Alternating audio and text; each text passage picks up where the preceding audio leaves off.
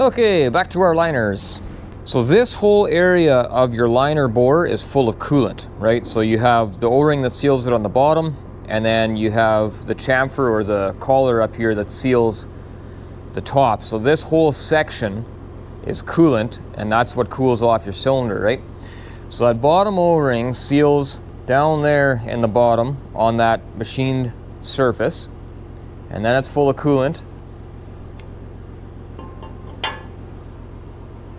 And then the top seals between that shoulder and that shoulder of your counter bore. There is no O-ring here. Now these engines do not require that you put sealant in here or anything like that. And usually I don't, because whatever this doesn't seal, the head gasket will seal on the top there if any coolant can get by. But I've got a couple of little tiny imperfections in here on a couple of these bores. And so like I say, it's not required, but I just want to make really sure this doesn't leak. So I'm going to be putting a very thin film of high flex. This is a very thin gasket maker. It is an anaerobic gasket maker, and just a thin film of that around here will fill in the tiny imperfections. And when you clamp that liner down, it should seal it up really well, and it should have no issue with coolant leaks coming out the top. And that is why I wanted to brake clean these liners and get all the oil off of them, because I want our high flex to stick really well and seal really well. So I'm going to soap up these liners with John Deere liner soap in a Gatorade bottle, because my actual bottle got knocked off the shelf and smashed, had a big crack in it and it was leaking out, and that's what I was able to save out of there. But anyway, so I'm going to lube up the bottom O-ring on the liner, and I'm going to lube up the bottom of the liner bore for it to slide into there, and I'm going to put a little bit of high flex around the counter bore, and then I'll drop the liner in and tighten it down with the holding bolts that I made.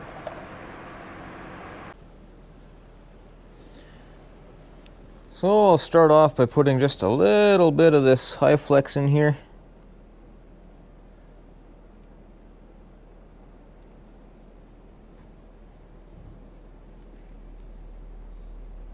Whoop, that's way too much.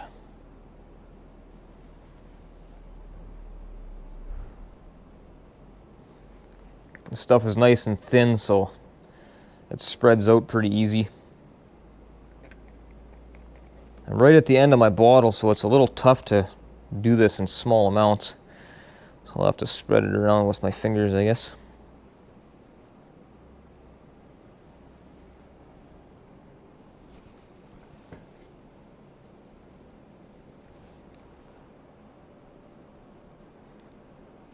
This is anaerobic, so it won't dry until this actually gets put together. So that is way too much, but once I spread it around, it's just a thin layer, and whatever's left is going to have to squish out. Now I'm going to just reach down in here and get some liner soap on this bottom liner bore surface here so that that liner can fit into there nice.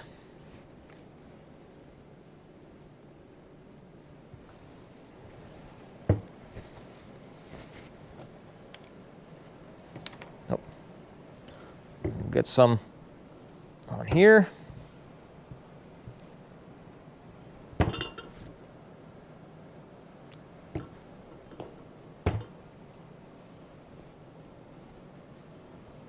Okay, that's soaked up good.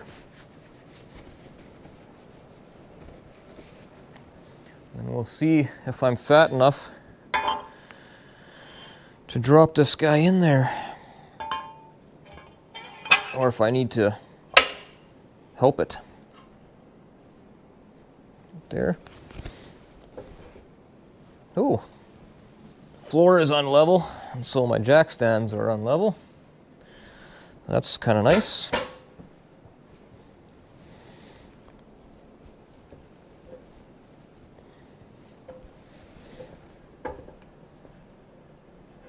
Yeah, it's a nice tight fit, so I'm going to have to help it a bit.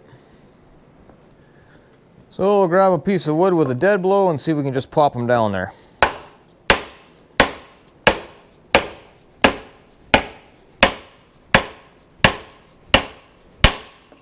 That is not moving.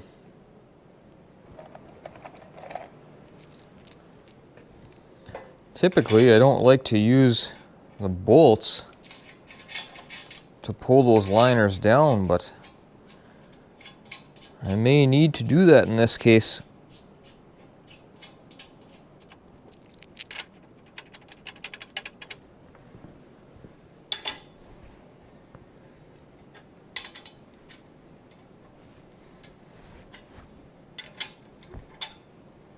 Well, they go down easy with these guys.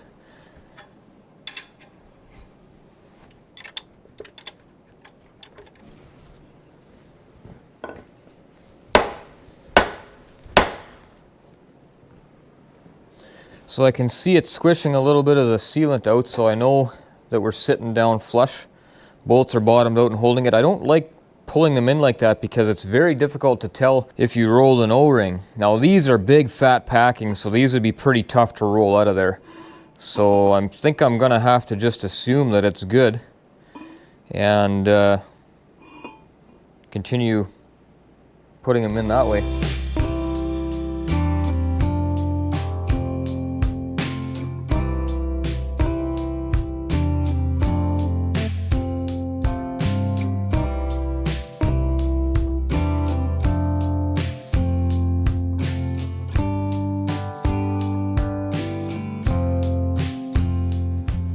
Now those O-rings are super tight.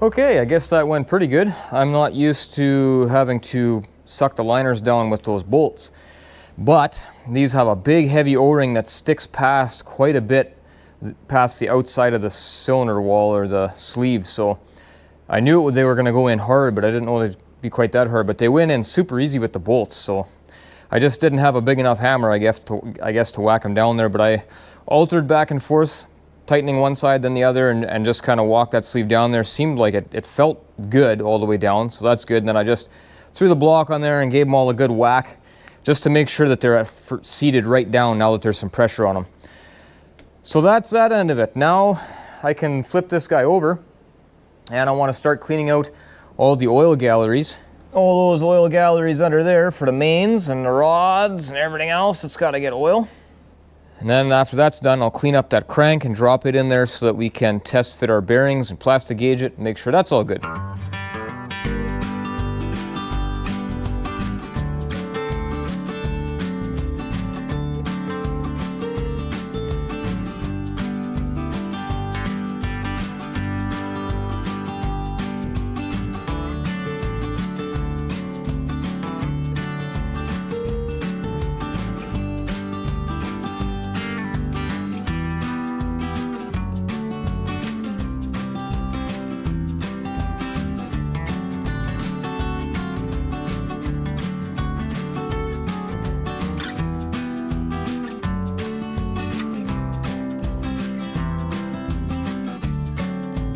There, I've got this block flapped upside down.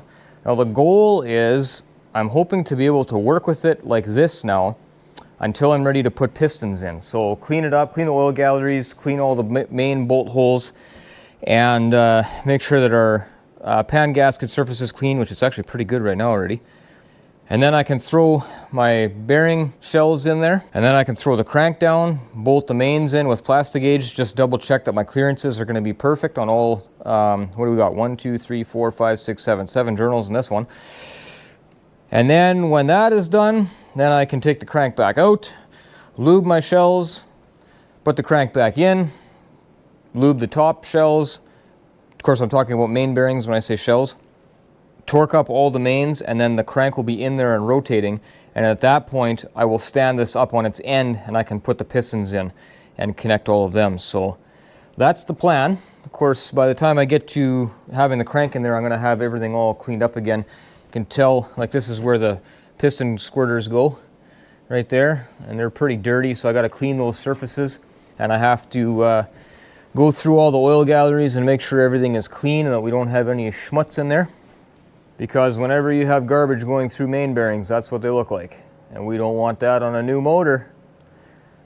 I know my shop is pretty dirty right now, but one of the basics of engine building is this stuff needs to be clean, clean, clean. As much as you can possibly have it clean, have it clean.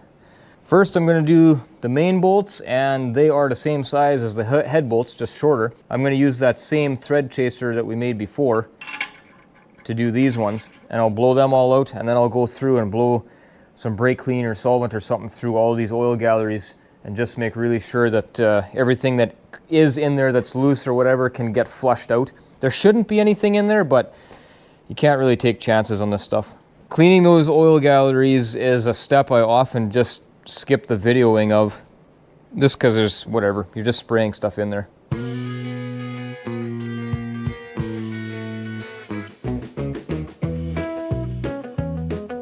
Alright, so to do the job of flushing, I have my air blower flusher tool here.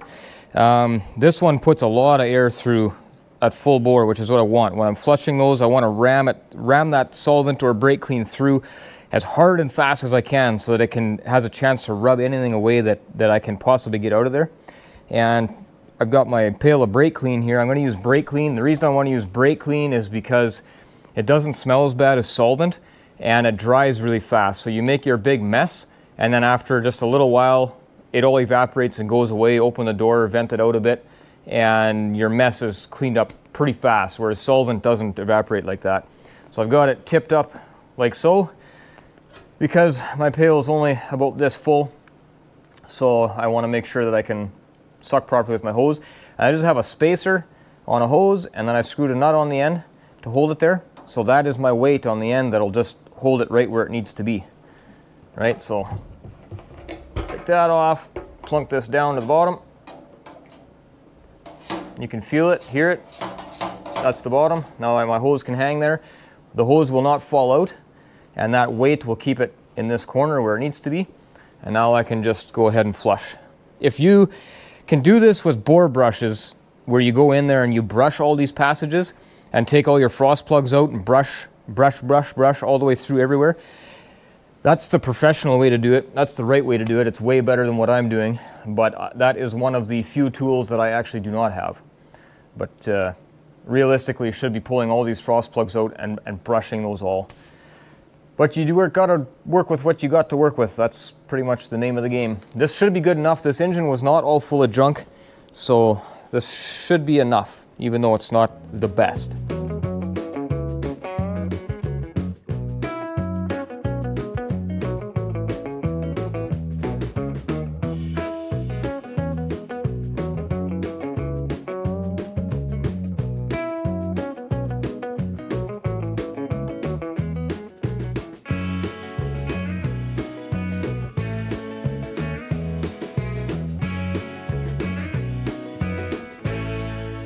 Well, I forgot to touch up these mounting pads for the piston cooling jets before I blew this oil rail out, so I had to blow the oil rail out again, because as soon as you put a disc on there and rub that all around, you wind up getting trash down inside that gallery, and that's what I don't want. So I had to do that twice, but whoopsies. So that's done. Our oil galleries are all cleaned out. Everything's ready. Now I would be ready to drop the crank in if my crank was clean, but it's not, so I have to do that. But see, all that stuff I flushed through there, and everything's dry already. It's all nice and clean and dry. That's what I like. I don't like working in a big mess. Okay, let's get the crank clean.